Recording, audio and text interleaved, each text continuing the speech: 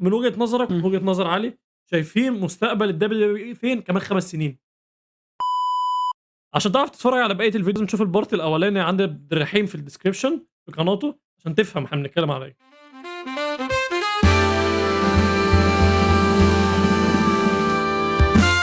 على اللي أشوفه الآن صارت شركة تجارية، أتوقع أنها راح تنباع يعني خلاص.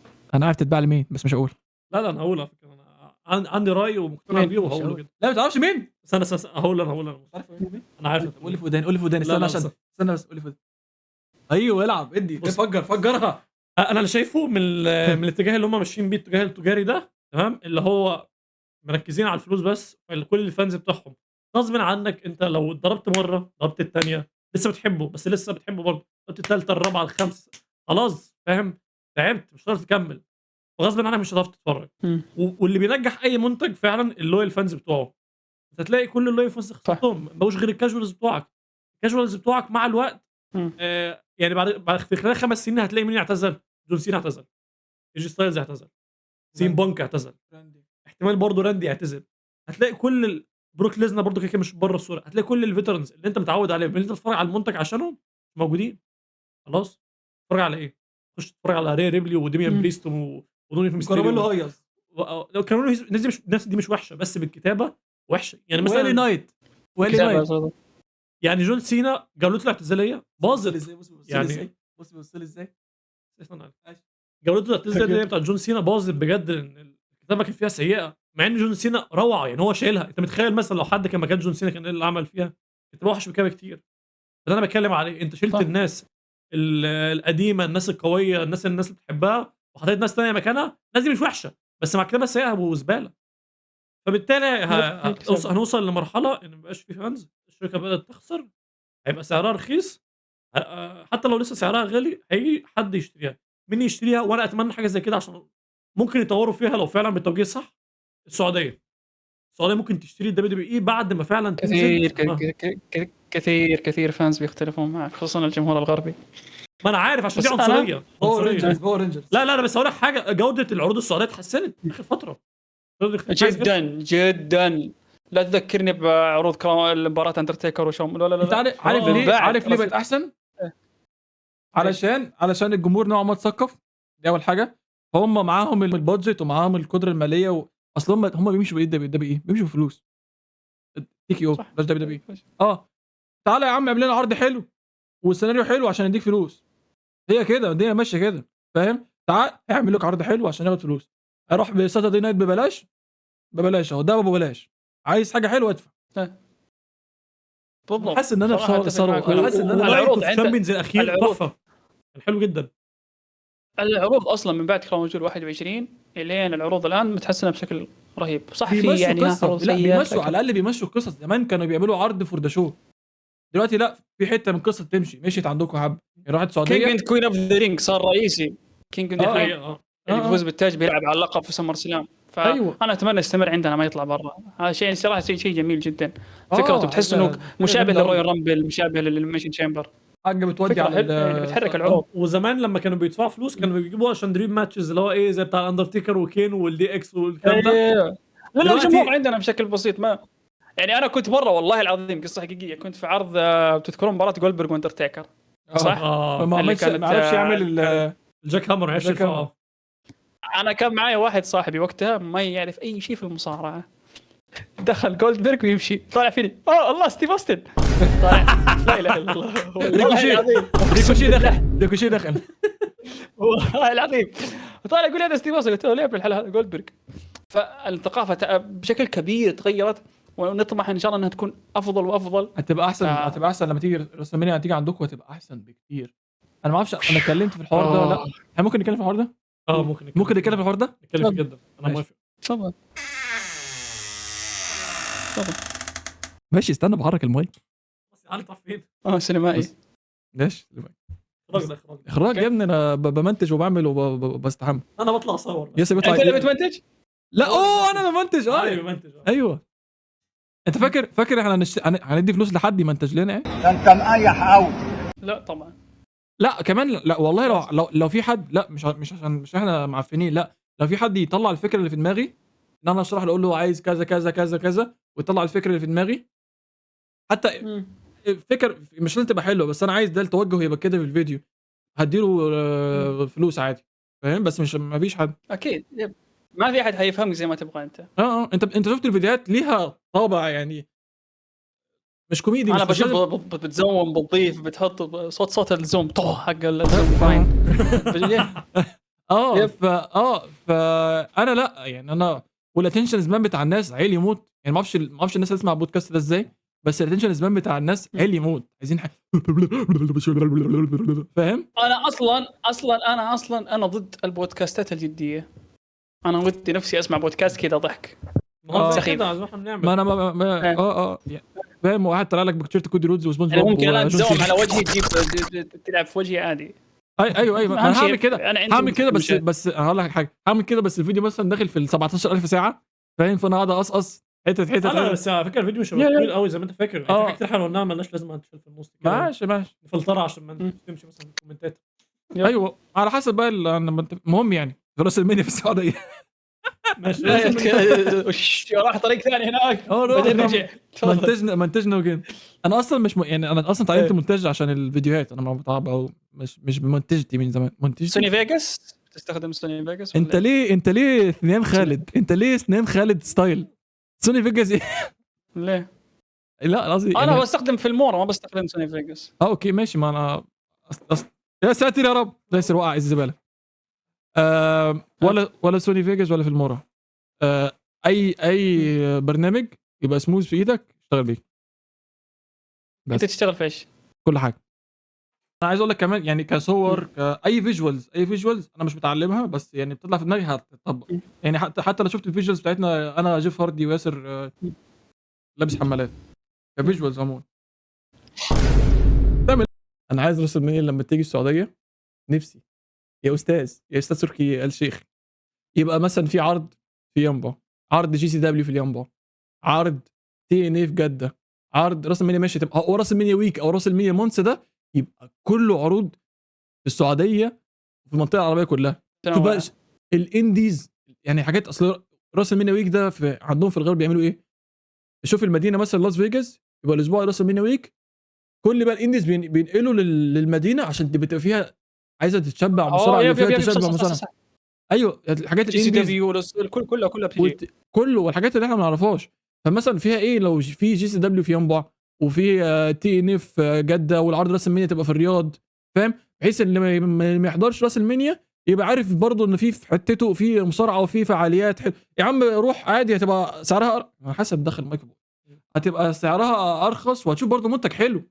انا قصدي بقى ده ينتشر في ما دام هم دخلوا بقى عندنا، ينتشر في اصل احنا جنبكم، احنا انا ساعه ونص ولا ساعتين ببقى في جده بالظبط. يعني انت طيب يعني مثلا بعكس امريكا امريكا 5 ساعات 8 ساعات طيران اصل احنا الوطن العربي كله قريب، فاهم؟ يعني مثلا يعني انت عندك الاسبوع راس المنيا عندك انكس تي ستاند اند ديليفر، انكس تي رو سماك داون راس المنيا. عندك برضه افتر راس المنيا عندك ده دبليو اي بس. بتكلم بقى على الاتحادات الثانيه بقى اللي هتيجي معاها بقى في الطياره، يجي كلهم في طياره واحده، فاهم؟ مثلا في عرض مثلا في الجزائر، في تونس، في الكويت جنبكم، يعني انت الكويت بتروحوها بالعربيه وقطر والحاجات دي بتروحوها بالعربيه، فاهم؟ مش قصدي الحته، مش قصدي على جده، انا قصدي مثلا الحته اللي جنب الكويت ممكن مثلا في عرض في البحرين كيو بي دبليو والحاجات دي تعمل مثلا تي ان اي وكيو بي دبليو كيو بي دبليو والاتحادات المستقله هتبقى انا مش بتكلم على مصر، هذا شيء برضه ماليش دعوه مصر، برضه هذا شيء بيساعد سواء مصر في السعوديه في مكان، هذا شيء بيساعد في نشر الثقافه برضه. لا يا رب مصر، لا بس مش دعوه هذا شيء عشان بس انك بتشحت يعني ماليش دعوه بمصر. لا بس هو عنده حق في مستعار اللي قالها بالظبط، ده انا كنت اقوله كده سبته خلاص هو اخذ مني الزبده وهسيحها دلوقتي. اتفضل. اوكي سيح. فهو عنده هو من الاخر يعني هو عايز ان راس المنيا دي اكبر عرض في امريكا، اكبر عرض في امريكا، كاس العالم بتاع المصارعه بالظبط، يبقى موجود في السعوديه. دي خطوه كبيره جدا ومهمه للسعوديه وللعرب كلهم، ان يحاولوا يستغلوها على قد ما يقدروا، لان هي دي البوابه اللي فعلا ممكن ينشروا ثقافه المصارعه في الوطن العربي. اي هوب. والمسافات فعلا قريبه زي ما علي قال، يعني انا بقول لك اي مدينه الثانيه لامريكا لو تروح بطياره اقل حاجه ساعه ساعتين، احنا عندنا دول جنب بعض ساعه ساعتين بطياره، يعني من مصر للسعوديه ساعه بالظبط، ساعه ونص. انا اعرف السؤال واحد. السؤال المهم والأهم. اتفضل اتفضل. هل بتحضرون؟ انا عندي مشاكل يعني مش شايف. روح احضر. لا استنى. بص بعيداً يعني بص كسفر تمام. انا كنت لسه في السعوديه من سنتين، فكسفر سهله. الفكره دلوقتي ان انا على راس المنيا 43 ابقى في رابع سنه جامعه تمام. فانت لما بتوصل للسن أوكي. ده ما ينفعش تسافر اي بلد من غير اوراق ومشاكل كتيره، عشان ما يفتكرش انك بتهرب من التجنيد بتاع الجيش. فدي هتبقى اوكي مشكلة صح كبيرة جداً. اوكي. علي بقى في رامبل ما ما رويال رامبل ممكنه، بس بتهيألي برضه لا صح. بعد سنه ثالثه لا برضه نفس اقطع الكلام. صباعك. لازم اخد اعفاء من الجيش من التجنيد عشان ما اعرف اسافر، غير كده مش هعرف اسافر. علي بقى رويال رامبل مش هيلحق. راس المنيا ممكن لو ما عندوش جيش. الله اعلى واعلم يعني. بس انا ما اقدرش اروح حته من غير ياسر. والله اوكي. هك حط قلب كذا جنب حط. لا صراحه شوف اكون صادق معاكم، احنا لازم يعني نشوفكم يعني في احد العروض ان شاء الله مستقبلا. انت تعرف ايه اس بي دبليو صح؟ والله اس بي دبليو شوف انا مبسوط بالشغل اللي يسوون في اس بي دبليو. انا مبسوط باي واتمنى انه انا اي خرا. شوف انا اهم شيء عندي شيء عربي ينشر ثقافه المصارعه. وصراحه بعض الشباب اس بي دبليو اشوفهم في عروض دبليو دبليو الاخيره، عرض كراون جول، بيوفوا نايفه، طيري، سلطان، بدر، حبايبنا كلهم لما شالوا الحزام. فهذا شيء جميل. فمبسوط برضه. انا حضرت عرض اس بي دبليو، عرض واحد فقط اللي كان فيه احمد شو ضد المصارع اللي من النمسا، نسيت اسمه ذاك اللي كان مقنع. لا بس يعني كان يعني في هو على فكره ماتش ما كانش انا كنت اتكلم عن تعقيب بسيط. تفضل. انا عايز برضو ان هم ينفولفوا الهويه العربيه اكتر من كده شويه. ممكن ليش لا. صح. اصل احمد شو بيعمل فينش سبير. لا بس بيحط فيها هويه عربيه برضه، بيعمل خلط مع ماشي ده حلو ده. دي حلوه منه عامه. بس مثلا ايه مثلا عندك رومان رينز. احمد شو لوت حبيبي فيه. ولا وفعلا برضه ايدج برضه لما بيحميها بيحرك في شعره ويعمل ايده كده وبتاع يعني هو يحط اللمسه بتاعته ولمسه تبقى عربيه. هو بقى اللي عايز بقى من الناس اللي هم مثلا اللي هو السبايدر والناس الثانيه دول الميد كارترز في اس بي دبليو يبداوا يجربوا شخصيات عربيه من دلوقتي. انا ما اعرفش ان هم عاملين ولا لا. شخصيا انا اشوف لا في واحد تقدرون تشوفونه. انا صراحه المستمتع اللي اشوفه يعني مره ممتع بيشو في اس بي دبليو. بيشو ممتاز جدا في الحلبه. بيشو يعني بيشو في الحلبه يعني تحسه هاي فلاير اكروباتيك رهيب بيشو صراحه. اسمراني شويه. يب ايوه ده سبايدر. اسمه سبايدر ممتاز بيشو. لا هو اسمه بيشو ما ادري سبايدر ولا اسمه ممتاز. على التيك توك ممكن على التيك توك اسمه سبايدر. انت تبص على رجلي ليه؟ برضه تبحثوا عنه تعرفون اكثر. انا سلطان برضه سلطان بيخبط في السقف. وصالح ابسوليوت برضه كان بدأ كاريره برضه في شخصيه العقيد صالح. شخصيه العقيد برضه. في عندنا مصارع من جده اسمه سلطان شخصيته جميله جدا. شخصيته ايريجنس الغرور اللي انا مصارع كان مفضل غصبا عنك. تقدرون تشوفونه برضه تبحثون عنه ممتاز. في اسماء في ناس عندها الرغبه انها تتطور. وانا اتمنى هذا الشيء بس ما يكون عندنا. اتمنى اشوف في مصر، اتمنى اشوف في قطر موجود، اتمنى اشوف في الجزائر، اتمنى اشوف في المغرب، اتمنى اشوف في تونس، اتمنى تعرف ان عندنا انا متاكد مين في واحد او اثنين في الدبليو دبليو. واحد بس اللي انتشر قبل فتره. شادي النحاس هذا باقي باقي تو ممكن بنيه جسمانيه جميله جدا عنده. اللوكس عنده عنده البنيه بس باقي نشوف الاداء، باقي نشوف المايك. فيب في اسماء عربيه انا متاكد. بس ده برضو يعني زي ما قلت لك دول كلهم ايه حتى بتوع اس بي دبليو اسمها ايه متأجنبين اللي هو ايه ان هو تحسهم بيعملوا حاجات بتاعه الاجانب وبتاع دبليو بس بالعربي. بس ساعات تكرنج معاهم فاهم، مش تبقى احسن حاجه يعني كطريقه كلام كطريقه لعب. مش ده اسلوبنا يا جماعه. يعني انا شايف ان لو حطينا الاسلوب بتاعنا اصل الجمهور كده بيتفرج على العروض بتاعه الاس بي دبليو كلهم فانز دبليو مش عندهم مشاكل مع اللي بيشوفوه. ممكن شويه يتضايقوا بس اغلبيتهم ما عندهمش مشكله. اللي عندهم بقى مشكله اللي بره عالم المصارعه اللي ما يشوف حاجه زي كده يقول لك الهبل ده مش بيريليت معاه بحاجه. يعني مثلا يقول له مثلا ايه مثلا يكلم معاه يقول له عايز ايه، يقول له مثلا لا اريد، ما يقولوا دز امه ولا حاجه ولا الحاجات دي، يقولوا الحاجات بتاعتكم يعني. ايوه صح. فاهم يتكلم عشان الريليت معاك لو انت فعلا والاكتنج المفروض يطوروا في الاكتنج اللي هو لا انا حاسس انا انت مش بتمثل، انت فعلا ده حقيقي. طب انا اتمنى برضه انه برضه يجي دعم، ياخذون الدعم اللي يحتاجونه. برضه كنت بتجيب دبليو من برا، احنا نحب هذا الشيء نبغى يستمر، بس برضه عندك في ناس تحاول زي دبليو، اتمنى يجيها الدعم برضه. نوعا ما برضه في ناس زي ما قلت ثقافه المصارعه في العالم العربي نوعا ما مجهوله الى الان، واحنا نحاول نغير الشيء هذا.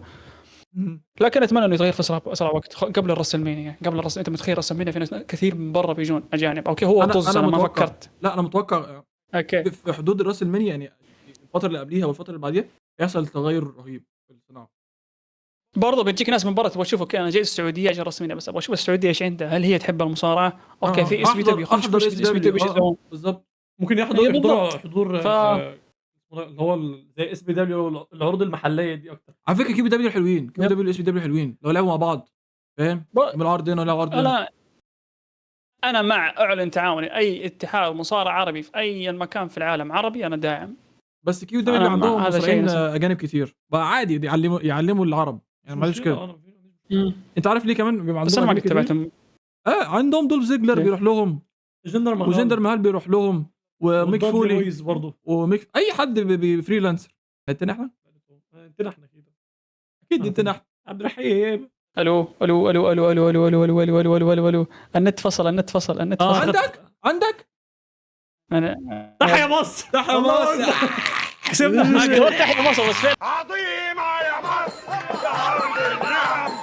احنا عندنا نت على الجم. اخلط خلطني والله من حقك، خلطني انا راضي يا ابني. لا انا هذا حاجه انا بحسب احنا النت عندنا يعني في العادي النت بيبقى عندنا، فاهم؟ انا قلت الباقه عندنا خلصت ولا حاجه، الباقه عندنا خلصت تاني. لا لسه ما خلصتش. خلص الباقات يا ابني، بقيت ما تخلص. جيت مصر كذاب. لازم تكمل. كنت جيت مصر مره واحده. كذاب والله العظيم جيت مصر، جيت القاهره، سكنت في مدينه نصر، تعرفونها؟ في القاهره. وصراحه يعني في مطعم عندكم في القاهره اسمه ايه؟ اسمه ام حسن ام حسين، والله ناسي اسمه. ايوه ام حسن والله ناسي من شهر. ام حسن اطعم والذ ملوخيه ذقتها في حياتي. الريش والملوخيه توب 2 صراحه. يعني الريش ده ما باكلش ريش. لا اغلبيه لا اغلبيه المطاعم. كنت فيجن كنت متجوز واحده فيجن خلتني فيجن. الجزء مش شخصيه دي عادي بالظبط، مش هشيلها من المنتج. بتقول يا كنت بقول ان احنا عندنا فعلا اللي هو الاكلات المطابخ المصريه والمشاوي في اماكن بتعملها ما تعرفش، انت تحس ان الريش اصل الريش هتبقى ايه، فاهم؟ هو حاجه لحمه ومتبله ومشويه، بس حاجه تبقى زياده بيخلطها هو حلو قوي، ما تعرفش ايه، بس الحاجات دي بتبقى تحفه والله. الى الان والله عارفين، اقسم بالله ماني جالس اكذب، من يوم ما رحت من مصر ذاك اليوم قعدت يمكن يومين بتوحم على الريش اللي اكلتها والملوخيه. والله العظيم شيء كان تاريخي. اتمنى يكون في مطعم عندنا هنا في السعوديه مطبخ مصري، اتمنى. في عندكم حسني كويس والله في الرياض حسني وعندكم ايه تاني؟ حسني اظن هو في، انا كان عندكم، انا كنت لما كنا قاعدين في المدينه كان في حسني في الرياض. في جده كنت قاعدين في المدينه، قلت له كنا قاعدين في المدينه كان في حسني في الرياض. هو بجد اصلا هو مش بيريد معاك في اي حاجه من اللي انت بتقولها. ايرور يلا تيشر بعدين يا رجال. لا بالنسبه لك صناعه المحتوى مثلا يعني مستقبل ليك انت عايز تكمل فيه يعني؟ ممكن انا عارف ان زي دلوقتي لازم فعلا وظيفه تساعد معاك زي ما احنا عاملين برضو، بس انت عايز في المستقبل ايه؟ احنا عاملين ايه؟ انا شغال مع مش معتمد عليه، انا قصدي ما خدناش جنيه من ام البتاع ده. لا مش احنا ما خدناش جنيه من ام، ما خدناش هلله من ام البتاع ده. انا مش انا اطمح صراحه انه يكون صراحه اني اعتمد على المصارعه او على صناعه المحتوى بشكل عام كمصدر دخل. ما انا حاسس ان انا من زمان من يوم وانا صغير. كم انا من يوم وانا صغير اصلا حلمي اني اصير صانع محتوى. كنت بتابع دحوم 3 ساعات، خالد كويت، ايوب، نار حراق، قبل بندريتا والناس. الدكتور نار حراق، الدكتور نار حراق صح. فكان حلمي اني انا اصير صانع محتوى، بس اللي كان يمنعني اني كنت اخاف من كلام الناس، من التنمر ومن الكلام هذا يعني. لكن الان لي 3 سنوات الحمد لله، وان شاء الله يعني اقسم بالله رجوله. والله. ييت السلام عليكم. المهم احنا كنا بنصنع محتوى بس مش بننشره البابليك. ليش ما تنشرون بابليك؟ ما احنا ما مش نفس برضه اسبابك لا والله لا مش تنمر عادي يعني التنمر بيجي كده يعني هو التنمر شغال. اكيد وارد هو التنمر بيجي عادي كده فيعني لا بس احنا ما كانش عندنا الفكر ان الحوار مثلا هيجي بحد. احنا مثلا بنصور ونمنتج ونبعت لاصحابنا عملنا فيديو جديد. احنا كنا عاملين يوتيوب مقفول عملنا فيديو جديد عملنا فكره جديده صورنا سكتش صورنا فيلم صورنا حاجه. بص يا جدعان كده الله حلو جميل بس كده. اكتر حد فرح شوت اوت لابو علي. اكتر حد فرح ان احنا بدانا صناعه محتوى ابويا. لو انا شايف البذره دي امي برضه يا عم مش فارق والله ابويا شايف البذره واحنا صغيرين. تحيه لابوك يعني تحيه واحد ابو علي ماشي. هو شايف البذره دي برضه والله العظيم انا والله ولا اقطع كلامك صراحه. السبب الوحيد اللي مخليني اكمل امي وابويا صراحه برضو عندهم ثقه وعندهم هدف وعندهم يعني شايفين شيء انه ممكن يصير. اهم حاجه شوت اوت برضو ربنا قول له اسكت شوت اوت شوت اوت بابا شوت اوت لبابا ابوه بس فانت معاك اهلك في ظهرك فشوت في الناس عادي. في النهايه يعني التنمر يعني. وعلى فكره انا يعني مش عايز احسد نفسنا بس احنا لحد دلوقتي ما فيش حاجه سلبيه لنا خالص يعني اي هيت كومنتس. ممكن هيت كومنتس في اللايفات لان عارف بس هيت كومنتس عشوائيه اللي هو واحد معدي اصلا ما شافش حاجه بس هو بيشتم خلاص معدي. انا مش هيت كومنت. انا بحب الهيت كومنتس جدا. انا بتلذذ فده انا ما اعتبروش هيت كومنت. انا هيت كومنت شخصيا اللي هو انت مثلا ايه انت رايك متخلف انت بتفهمش ده اللي هو ده هيت كومنت بجد فاهم. ده الحمد لله لحد دلوقتي لسه اتس وات ايفر يعني. قول لي يا عبد الرحيم انت عندك بيج فن. عندك بيج فن ليك؟ بيج فان؟ فان بيج اساس لا ما عندكش فان بيج. احنا عندنا ازاي كده؟ احنا عندنا 2 والله انا ما عندي. لا عندنا 2 ما عندي ستوكرز الحمد لله. انا عندي ناس عايشه باكونت ابويا. عندي ناس عايشه باكونت ابويا والله العظيم. بيجيبوا صورنا وانا كنت زايجود بطن امي فاهم. هو يعملوا ايدز عليها انا الخطر.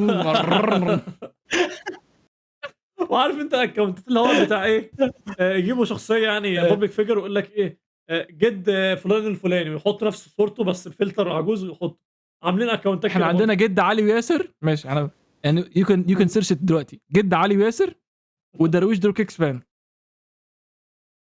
لا انا ببحث في حسابكم بشوف الدارك ويب بشوف لازم مش عاملين فول شوت اوت لاحمد طه. لا عاملين فولو. احنا عاملين فولو موجود هتلاقيه في الفولوينج عندنا.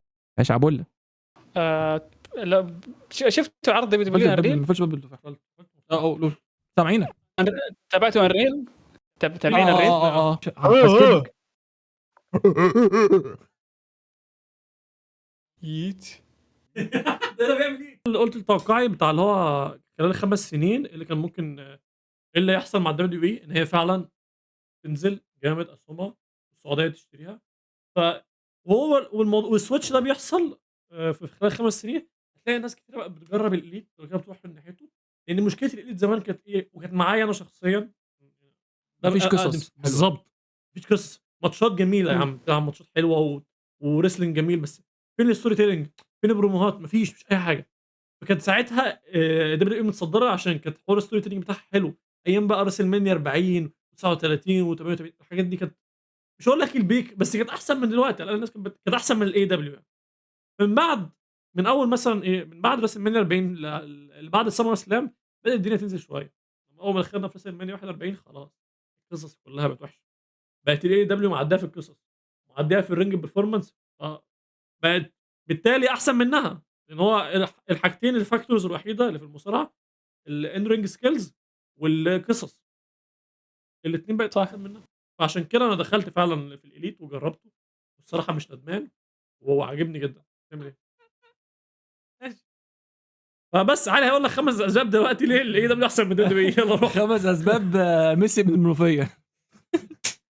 اوكي حلو. لا استنى لا انت قول لي ليه اتفرجت على اليت عشان انا عندي قصه. انا طيب انت ليش امك انت اسكت شويه بقى. بس اسكت يا اخوان شكلنا بنشاهد تيرن هيل، شكلنا بنشوف تحول شخصيه مكروه. والله انا قربت. تلميحات من اول بودكاست. بص على والله الحزام العظيم بص على الحزام سناب اوت. طيب ليش انت بتتابع الاليت؟ ايش اللي يحببك في الاليت؟ قول لي علي بليز، انا اسمي علي. علي، ايش اللي بيحببك يا استاذ علي في الاليت؟ ليش بتحب الاليت؟ والله الحب كان في وسيط ما بيننا ده بجد بجد. انا اوكي انا هقول كده من ستريم، انا بحب واقدر واعشق الفهمي. تمام، هتقول مين؟ مش عارف مين الفهمي. اصل الناس الحلوه مش متشافه، بس هم متشافيني. الفهمي دول مين؟ اتنين اخوات توأم، احمد ومحمد. محمد شغال في الاليت بيعمل البوسترات، جرافيك ديزاينر بوسترات، كل بوسترات الاليت. هو مصري. اوكي هو بدأ معاهم من اول كودي رودز. يعني كودي رودز كان الو يا ابو فهمي تعالى اعمل لنا اول اوت. قول ان قول ان سوري عارف اول عرض قول ان اللي هو كان في ار اتش، ما كانش اصلا كان ساعتها في اي دبليو، عملوا العرض ده اللي هو لو بدأ باعوا فكرة لو باعوا 10000 تيكت اللي كودي روز واليانج باكس سووه. ايوه ايوه هو كودي ده. رودز وينج باكس. هو بقى كلموا احمد فهمي، لان احمد فهمي كان شغال مع الانديز واليابان وكل الحاجات دي من زمان. فمين الجرافيك ديزاينر الحلو؟ ابو فهمي، محمد فهمي. احمد احمد اللي عارفني، محمد انا بحب الاثنين. تمام، فمحمد هو اللي بيعمل الديزاينات بتاع الاي دبليو. وانا قلت ايه الاي دبليو ده؟ ايه الاي دبليو ده؟ شكلهم حلوين، البوسترات بتاعتهم حلوه قوي، فيجوالز. يعني البوسترات دبليو اي مصننه، مفيش بوستر دبليو اي ممكن تعلقه عندك على الحيطه. غير واحد بس اللي هو بتاع جيف هاردي وهو في الميه ده، كان ايه؟ نو واي اوت. ده حلو ده، نوي حاجه مش فاكر. هو نو واي اوت. انا فاكره برضه جراندي اورتن باكلاش وبتاع باكلاش. باكلاش القريب ده كان حلو، بس الالوان مش عارف، مش حاسسها. انت قصدك بتاع الافعى؟ ممكن. بتاع الافعى كان جامد. لا حق باكلاش الاخير برضه حق راندي اورتن لما كان ماسك زي انت شوف زي العصفوره والحمام. شوف التصاميم بتاعت الاليت. انا عشان بحب الحاجات الفيجوالز الحلوه، فاهم؟ بحب اتفرج على حاجه حلوه تنظف عيني. شوف في حاجات مرسومه وحاجات بجد بتقعد وقت ومتقنه جدا.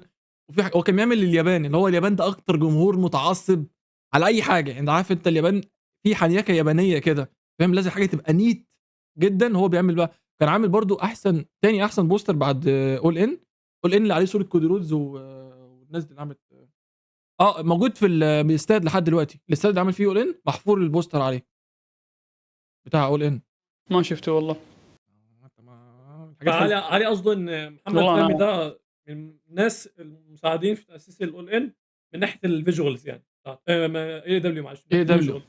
هو اللي بيعمل رينج سكيرت اللي هو بتاعت اللي هو اللي بيشيلوا بقى يعني الحلقه. الحاجه دي بمثابه مثلا اول راسل 100 اتعملت، هو اللي كان اللي عامل البوسترات بتاعتهم، هو كان عامل ديزاينات وكان عامل هوايه، كان عامل كل حاجه. فدي حاجه عربيه هيوج، حاجه جامده جدا. كان بيعمل حبيبتك انت يعني ساعدك في حب. انا لا، انت بص، انا بدعم صناعه ولاد بلدي، فاهم؟ شوف انت فين وهروح اتفرج عليه. رحت بقى ادور ايه دبليو دي، طلع فيها مين؟ النجم جيف هاردي. قلت جيف هاردي لسه بيلعب؟ ده ايه يا جدعان ده؟ رحت شفت لقيت ايه ده؟ جيف هاردي، واو. فاتفرجت، ما تابعتش عروض، ما اعرفش كان في يعني عروض ايه، ولا هم بيسجلوا بيذاعوا ولا كده. فاتفرجت على كليبس، ايه ده؟ وشفت داربي الن وهو بينط في الازاز، حاجات اي سي دبليو خالص. قلت ايه ده؟ طب ما ده حلو ده. رحت بقى بديت اتابعه بجد، بس بديت اشوف ملخصات قديمه عشان في حاجات فاتتني كتير قوي. في قناه بتلخص بال 15000 ساعه اسمها راسلينج ارت، عشان عايز ابدا في الاليت. واحد بيلخص مثلا عداوه هانج مان وسويرف، عباره حرق له بيته، حاجات بقى دبليو دبليو القديمه دي. حرق بيته بجد وبتاع كده، جاله خشب عايز يضربوا بيها. يا ابويا بقى. شوف انا ارسلت على الديسكورد. يعني ايه ديسكورد ده؟ وانت البتاع اتغير انت شوف العفن اللي عندي. يا ابويا في ترايب وده هو يا غشاش، في ترايب وده غشاش. لا الترايبود لما احط الكاميرا بتنزل تحت، ما انت غشاش برضه، لازم ارفعها. الحاجه ام الاختراع. ده علبه برنيل برنس دي ولا ايه؟ عطر. انا شبه البرنس. برنس فتح فشخ برنس. ايه فشخه يعني سارقها عيب عندهم الكلام. عيب الكلام. شايف الكلام ده؟ عيب الكلام. يا ابو علو. لا أيوه. عادي، مش عيب، مش عيب أوي. هو عيب بس مش قوي يعني، عيب في مناطق. احنا لما نقول والله انا حفشخ انا يعني حسرق. ايوه ايوه احنا عندنا أوكي. فشخ اللي هو الشخص بتعملوا كده بس سبليت، فاهم؟ اوكي بس فرحت شفت حاجه جميله فشخ. اوكي تفضل. ايوه أيوة، بالظبط. حاجه اكستريم، جميله اكستريم. أيوة. ده يب ده فاهم بيوند ذا ليميت. اه. كمل يا بس فرحت شفت جيف هاردي، وشفت اكسات دبليو كتير قوي. كان نيك نيمس، دوف زيجلر يعني. شفت اكسات كيث لي وبيج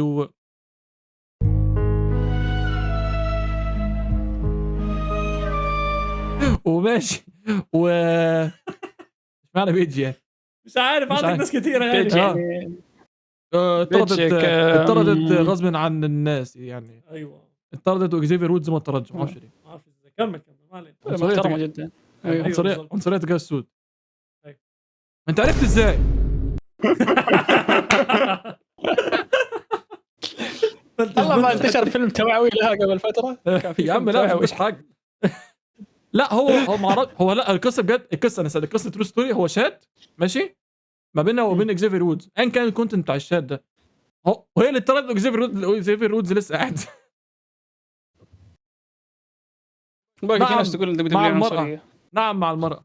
يعني عشان هم كان في نيو داي والحاجات دي، فما كان ما ينفعش يمشوا. فرحت ولقيت اكسات كل دبليو قلت بس انا مش فاهم اي حاجه من القصص. فرحت بقى شفت ملخصات بقى مع الناس اللي على اليوتيوب عشان افهم الاسامي الشخصيات حتى. الكلام ده من كام سنه؟ من سنتين مثلا. انا ما اتفرجت على الايت من قريب مش من بعيد، بس ما بتفرجش برضه على كوليجن والحاجات اللي كواليتي. بتفرج على عروض الشهريه بتفرج على عروض الشهريه. داينامايت لو لقيته موجود بتفرج عليه، ببقى فاهم وبريليت عادي. فطلع في اساطير، طلع في ناس يعني اساطير من اليابان والانديز وكده يعني. بوي شيت كاوبوي شيت. اوكي يا عم كاوبوي شيت اسطوره، يا عم كاوبوي شيت على اللي بيعيط. المهم يعني بيعيط زي داربي كل الين برضه. داربي الين هذا مان كايند الجيل الجديد. بس صعب. مان كايند بيستلذ بالضرب اقسم بالله. مازوخي والله العظيم. لا عدى مازوخيه اللي هي ليميت. والله واحد صاحبي عنده واحد صاحبي مازوخي. بيتلذذ بالالم. وانا انا عارف اللي يثبت لي ده ايه؟ اللي هو كان في لقاء عمله مع واحد مع بودكاستر، ساله الترابيزه قدامك دي حد كسرها قبل كده؟ قال له لا طبيعي، الترابيزه بنحط عليها قهوه وكده هي مش هتتكسر. كسرها. انا ممكن اكسرها ونط عليها. اوت اوف نو وير كان حمار والله. هذا هو كم عمره داربي الين الان؟ داربي الين كم عمره؟ مش عارف. في ماتش ليه هو وجونتر. لا هو عمره اذا دخل الاربعينات او ليت فورتيز على قولهم حي لا هو تلتينات. هو اخر عشرينات ثلاثينات. بس انت عارف ان هو مش مصاب يعني. هو كل اللي بيعمله ده عشان تكوين الجسم غريبه يعني. مثلا مان كايند كان دب شويه فاهم. دب ماتش تخين. ايوه ما نتريقش عليه. ده صغير تحسه ايه؟ ان عارف انت لو حاجه بتبنيها في الحته ترجع مش تتكسر. ليه تكوينه ما شاء الله، ما اعرفش وصل ازاي يعني. ما بيكسرش، اللي هو ما عندوش عضلات فيقدر يتجرح مثلا ويموت او يحصل له كسر او حاجه، وفي نفس الوقت ما عندوش دهون كتيره يا اخوان اذا داربي الين جاته اصابه او صار له شيء عيني ياسر موجود. عنده 4 عيون، ده بيديها ما بيرحمهاش يعني. هو عمال يتشقلب بقيت عليا انا قلت عليه حاجه. اذا جاي لا هو هيموت هو مش هيصاب، هو هيموت على طول. انا شايف كده برضه. انا اقول لك، انت شفت اخر عرض كان صار شيء انت المسؤول. يا اخوان اخر عرض كان اسمه ايه؟ عطاه يا حبيبي. ما بيتصابش عشان كل شيء جسمه محدده. تكوين الجسم مع عضلات الفك كل حاجه بجسمه.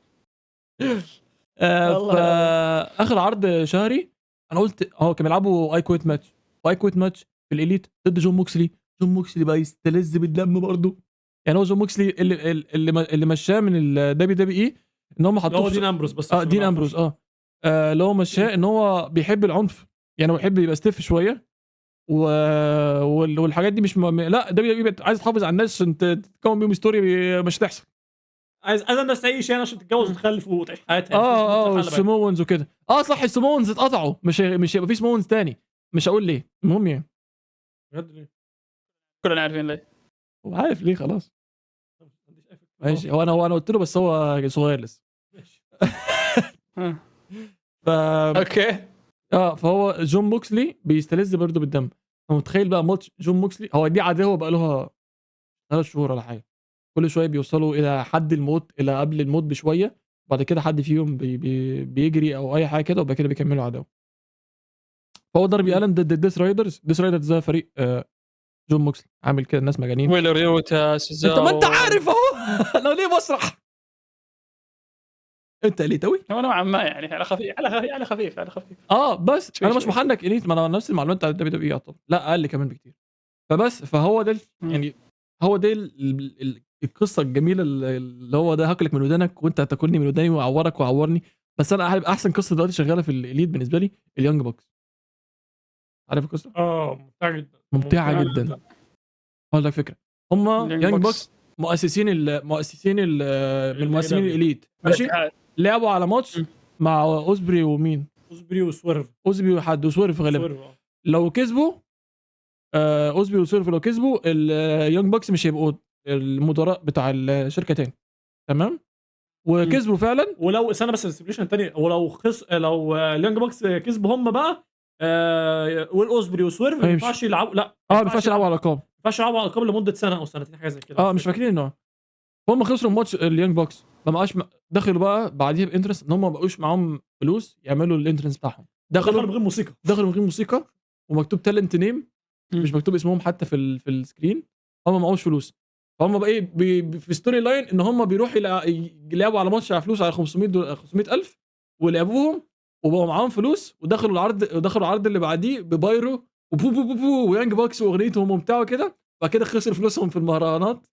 في متعه، في قصه، في ابتكار، في ابتكار. مش اجمد قصه في التاريخ، فاهم؟ بس مفيش تكرير واتشبل يعني. وبعيدا عن العنف والضرب اللي في الحلبات، والعنف على فكره قل جدا. يعني انا شفت العروض الاخيره تلاقي مثلا في 6 ماتشات تلاقي ماتشين مثلا فيهم دم مثلا، وده نسبه قليله بالنسبه لاي دبليو يعني. لا انا برضو شفت ناس بتشتكي من جون موكسلي انه كل مبارياته فيها دم دم دم دم دم. هو جون موكسلي بس. انا اكتر ماتش مثلا اشعرت فيه لقيت لي قشعريره كان ام جي اف والصناعي. اسمه ايه الصناعي؟ هحط لكم صورته. كان بيلعبوا على دبابيس، اكيد شفت كليب ام جي اف. انا المباراه الوحيده اللي شفتها في الاي دبليو كانت مره يعني قشعرت بدني بسببها، اللي هي سويرف وهانجمان. ما هو ده القصه بتاعت البيت بتاعهم. القصه بتاعت البيت بتاعهم لما حط له الحقنه في بقه ويدبس له بالدباسه في لسانه. هذه المباراه الوحيده اللي شفتها وقلت شوف ام جي اف والصناعي، انا نسيت اسمه عشان بقول عليه الصناعي. ام جي اف اتجوز قبلها بيوم او ده الهاني مون بتاعه. لعب ماتش الحلبه كلها دبابيس، اي حد يقع هيجي في الدبابيس. مش منطقه الحلبه، مش منطقه يعني. هو مسكه كده، الحكم كان لابس جلافز اصلا في ايده علشان يعرف يعد ويخبط، تعور برضه. تحس دي حاجات شفت، عارف ماتش ميك فولي وراندي اورتن زمان؟ الحاجات دي عايزينها تاني. نفس ايوه كان في دبابيس كتير وراندي اورتن اخد وقع عليها. الحاجات دي حلوه قوي يعني. هم بيعملوا حاجات بس دبليو حاليا عشان صار منتجها عالي اكثر، فصارت خايفه انها تسوي الحاجات هذه. صارت ايش دلوقتي الاي دبليو فان سيرفيس. دلوقتي الاي دبليو فان سيرفيس. شوف الفانز عايزين ايه وهنعملها لكم. هم او تذاكرهم ما اظنش ان هي غاليه برضو، والقصص حلوه. دلوقتي القصص بقت حلوه، انما زمان ما كانش في قصص حلوه. القصص مثلا بيجيبوها من اليابان ويكملوها يلعبوها ماتش عندنا في الاي دبليو، فاهم؟ يجيبوا مثلا اساطير الانديز ويلعبوهم ماتش في الاليت.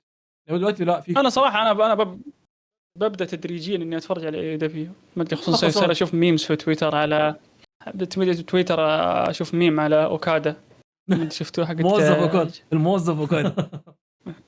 ايوه فشكلي ببدا حبه. لا شوف ملخصات تفهم الشخصيات والجيمكس اكيد حشوف ملخصات، ما حشوف العروض كامله. نو واي. لا في مطوشه لازم تشوفها كامله. يعني مطوشه مثلا لا هذا اشوفها حبه يعني ملخص من هنا شوي عشان بعدين يعني افهم الجو اللي انا فيه باقي. هقول لك انا جالس ابدا اتفرج. اقول لا ما كنت ماشي اكمل. بص انا بعمل ايه؟ بتفرج مثلا على ملخص عداوه، ملخص عداوه تبقى ساعه، وغالبا عند راسلينج ارت. شوت اوت للراجل محترم. مثلا ساعه اخر الماتش في العداوه، لا ما خلوش يلخص، اروح اشوف افهم القصه واشوف انا اخر الماتش بقى عشان ابقى فاهم يعني اللي حصل. نشوفها لين يوصل للوقت للبيك. الحالي وتكمل انت بعدين. لا مش وقت الحالي، للبيك بتاع القصه، اصل هو بيجيب قصص قديمه. اشوف البيك دي كان في عرض كذا كذا كذا 2022. لا خلاص ده اخر انا عارف ان ده اخر ماتش في القصه، اروح اشوفه بقى، هريليت بقى ساعتها. ده اللي الناس بتتكلم عليه، مش عارف ريليت، مش فاهم اي حاجه. بالظبط. I'll try it why not. وانت طيب يا اخوان. انا في الماتش اللي قول فعلا قول عشان هو عايز يقفل ويمشي. ماشي. الماتش اللي لا، انا قول. الماتش اللي انا فعلا حسيت بيه بمشاعر وكنت على اعصابي فيه، الماتش بتاع هانج مان كان ضد جون موكسلي، لان انا كنت ساعتها فاهم القصه، وان كان ساعتها جون موكسلي واخد الحزام حطه في الشنطه وما طلعوش. كان حزام الشركه، اللي هو الفكره دي عمر الدنيا تعملها. حزام الشركه ما كانش بيطلع في اعلانات، ما كانش بيطلع في عروض، ما كانش بيطلع حاجه، كان موجود جوه شنطه. فخلى الجمهور يشتاق للحزام ويستنى البطل اللي هيجي يخلصهم من الشرير الكبير الكلب الزباله ده، ويسترد منه حزام ويطلعه من الشنطه ويمشي بيه ويحتفل بيه ويحطه على وسطه ويحطه على كتفه وهو ماشي. لغايه لما اللحظه دي والنهايه بتاعته كانت دراماتيه وجميله جدا، ان هو مش هينفع اقول لك حاجه، بس هو هانج مان، فهو عمل له اللي اسمه عند الحبل، فكسب بطريقه الاستسلام دي. كانت حتى النهايه حلوه، واللحظه لما كسب حزام وفتح الشنطه كانت جميله جدا، وكان فيها مشاعر قويه. دراما جدا، وقعد يعيط بعديها يعني. في دراما. وهو في دبليو فيها دراما اصلا. لا وهانج مان صدق. يعني عايز اقول لك لما الواحد يصدق الشخصيه، عارفين ان هي تمثيل، احنا عارفين ان هي تمثيل، بس ان هانج مان يصدق ان هي كده ويعيط بعد البتاع، عيط جامد، اللي هو انا تعبت ماتش كان تكساس ديت ماتش برضه، يعني كان تكساس ديت ماتش برضه، وكان خلاص اكستريم، يعني خلاص الماتش ده ما كانش ليه ليميتس، مش عارف يخلص امتى، كده كده كده كده كده لحد ما خلص بالطريقه المعينه دي بس، وقعد يعيط بعد كان في بيلد اب اصلا. كان في بيلد اب جامد جدا. دبليو تعلم، والله يرضى عليكم. والله عادي، ما في مشكله انه عيب في عيب واحد قاتل، خش. في عيب واحد قاتل في الإيد. في عرض مثلا عندهم عرض شهري يبقى 15,000 ماتش. كويس جدا. دي حاجه سيئه، حاجه سيئه قوي بجد، حاجه تزهق. انت اسمع بتتفرج على العرض. العرض الشهري؟ ايش العرض؟ لا اي عرض شهري يبقى فيه 10 ماتشات. قول اوت كان كام ماتش؟ 10 ماتشات ولا 12 ماتش؟ ده غير الكيك اوف. ايه يا عم؟ يعني عارف انت عروض الدبليو غريبة. مثلا بيبدا احنا مش 12 ماتش، مش 12 ماتش احنا زرطناه، هو يعني كتير وخلاص. هو مثلا فوق الثمانيه مثلا، ده اللي انا فاكره. تمام. كثير والله، كثير والله فوق الثمانيه. دول الماتشات الرسميه، يعني قبليه مثلا بساعه ساعتين العرض كان بيبقى شغال، وفي ماتشات كيك اوف وناس قاعده، فانت اللي قاعد بيتفرج ده بيبقى قاعد اقل حاجه 4-5 ساعات يعني قوي. على فكره يوم راس البالوزه كان في اول اوت، كان في احنا مثلا شفنا مثلا نمت وصحيت 50 مره ولا حاجه، نمت وصحيت اول اوت، ونمت وصحيت على راس البالوزه برضو. انت متخيل يعني اكتر من نص يوم مصارعه لايف. والله تبون الصراحه ممكن في نقطه، عشان اي دبليو عندهم نجوم كثيرين، فيبون يخصصون وقت للنجوم اللي موقعين معاهم، عندهم تضخم. دي حاجه عشان ما حدش يتهمش. بس اقول لك حاجه، هم كمان مع يعني فاتحين الاتحاد بتاعهم زي دبليو اي. تعالى مثلا حد من ار اتش يجي، حد يوم التاني ويلعب على حزام، يوم اليابان، يوم المكسيك، يوم السي ام ال دي اللي هو اتحاد زي تريبل اي كده. بس امبارح سينكارا لعب حته ماتش. سينكارا باقي صارع يا عم انت مش عايش. سينكارا باقي صارع. سينكارا ترند ماتش سينكارا ترند. سينكارا اسمه ايه؟ ميستيكو. سينكارا باقي صارع. ميستيكو الكامبيوني زامبيوني برشلونه. دقيقه، هل هو سينكارا نفسه سينكارا نفس اللي ورا الماسك؟ نو. بس شخصيه هو اسمه عشان سينكارا بتاع دبليو اي هو اسمه ميستيكو، بس هو نفس الراجل، هو نفسه يعني. بوتشات قال في شخصيه ممتع بالغباء، ممتع. لعب الماتش بتاع امبارح ده، ولعب ماتش ضد ام جي اف، ماتشات رهيبه. شوف ماتش ام جي اف. بس اقول لك حاجه، لعب مع ماتش ام جي اف ده في نفس اليوم راح لعب في اي دبليو، الماتش بتاع الدبابيس. يعني هو خلص الماتش بتاع، واليوم اللي قبله كان بيتجوز. كان فرح جوازه. مجنون والله. هو الناس الديديكيتد دي هي اللي تحببك في الحاجه، فاهم؟ انا هتفرج، انا ما اعرفكش ام جي اف ولا تقرا لي بحاجه، بس انت بالديديكيشن اللي انت دي هتخليني احب ان انا اقعد اقدر المجهود اللي انت عملته. والصناعي صاحبك لسه كان مخلف، يعني قبلها بيوم الصناعي كان لسه مخلف العيل اللي كان 12، اللي هم زي الفلاحين فبيخلفوا كتير قوي. كان لسه مخلف وراح يلعب الماتش ده ضد ام جي اف برضه، فاشي معايا يقعد مع طفل ولا اي حاجه، والتاني لسه متجوز. جنون بجد. لا في قصه ما ادري سمعتوا فيها، في مصارع زمان لا مو في دبليو سي دبليو كان اسمه لاباركا. لاباركا هي شخصيه المصارع هذا اللي سوى الشخصيه توفى، بس الشخصيه كملت وموجوده الى اليوم في تريبل اقول اي لك حاجه بسم الله باركر. هي بيبقى في إيه. ثقافات في اليابان زي تايجر ماسك. مم. في تايجر ماسك لحد دلوقتي اظن يعني. عارف تايجر ماسك؟ اتس لا. حاجه في الثقافه عندهم. عارف تايجر ماسك ايوه في مش أيام تايجر. سبيستون. ايوه هو ده، هو هو بتاع المصارع ده. هو ما هو في شخصيه آه. اسمها تايجر ماسك، ايا كان بقى تحت القناع ده مين، هو بيبقى تايجر ماسك دايما موجود. يعني راجل مات عاش بيكملوا عارف زي الماسكات. مين برضه؟ زي بنتا. ما بنتا واخد شخصيته من واحد تاني قبليه مات، مش اسمه بنتا. هو بنتا جونيور، ده بنتا جونيور. ده بنتا اللي بتاعنا، ده بنتا بنتا جونيور. الأساسي في بقى. بنتا اساسي والهيل بتاعه اوكتاجون. اوكتاجون. بنتا ده فود هيل. عنده شخصيتين، واحده في عنده شخصيه ديمن برضه. ايوه اللي اسمها اوكتاجون. زي فيلم لا بس هو لا مش هو إيه، بنت هذا واحد بوكيو. تاني. يعني هو الارك النيمسيس بتاعه. لا واحد تاني مش هو. حوارات. مش هو نفس الشخص. لا اوكتاجون. اوكتاجون فين؟ في التين ايه ولا مش في امريكا؟ عارف. في المكسيك. لا في المكسيك. في المكسيك انت لو عملت جوجل اوكتاجون هتلاقي واحد عيل صغير نفس ماسك منتا، بس مش عليه الحاجات بتاعت بنت، هتلاقي عليه حاجات اوكتاجون. ده هو الفيس، وبنت هو الهيل. والله العظيم انا توني اعرف المعلومه هذه منك صراحه. والله مش بزرط. والله العظيم. ما حد قال ليش ما في ثقه في النفس. لا ماشي. ما عندوش خالص. هو ده. اهو اوكتاجون اهو. في حاجه في الثقافه اليابانيه برضو هذا. اهو ده اوكتاجون الجديد اهو. بص ده بص بنتا اوكتاجون. ممكن نحطها خلاص. فوكس يا فوكس. حسب وش اهو. هذا بنت حقنا وهذا بنت اوكي. لا ده اوكتاجون وبنتا. اوكتاجون. اللي على اليمين بنت بتاعنا يعني المعروف، واللي على اليسار بالظبط. اوكتاجون هم اشكال هندسيه يعني. عارف ليه اساميهم غريبه؟ اديك هقول لك حاجه بره البتاع. يا علي ما تمنتج الحته دي يا علي. ما هو كل اللي فات ده بره عامه. ماشي كل فتره بره. لا